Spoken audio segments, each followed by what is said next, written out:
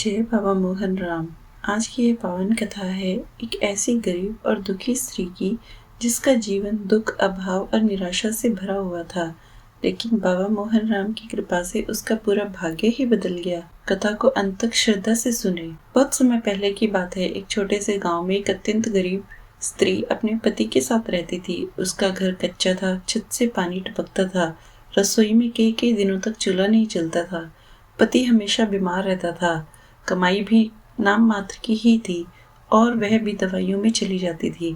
घर में न सुख था, न शांति, न हंसी। वह स्त्री दिन रात चिंता में डूबी रहती।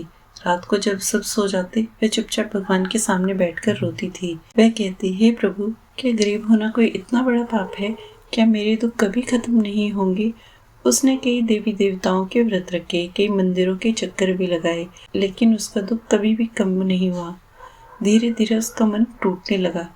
एक दिन जब वह बिल्कुल हताश हो चुकी थी, गांव की एक बुजुर्ग महिला उसके घर आई।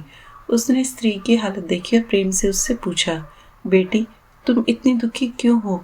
स्त्री फुट फुट कर रो पड़ी और उसने अपना सारा दुखड़ा कह सुनाया। बुजुर्ग महिला ने कहा, बेटी, क्या तुमने कभी बाबा मोहन राम का व्रत किया है?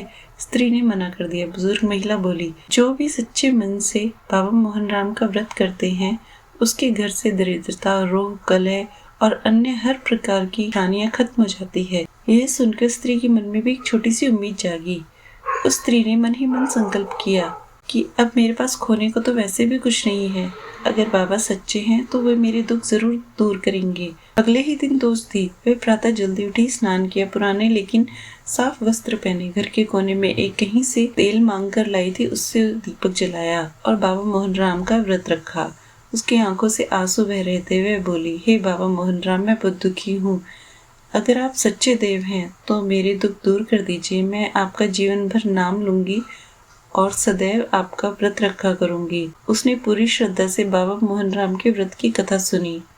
कुछ ही दिनों में घर का माहौल बदलने लगा। पति की तबीयत में भी धीरे धीरे सुधार होने लगा। जो घर कभी कलह से भरा रहता था, वहां शांति आने लगी। कुछ समय बाद पति को काम भी मिल गया। घर में फिर से चूल्हा चौका चलने लगा।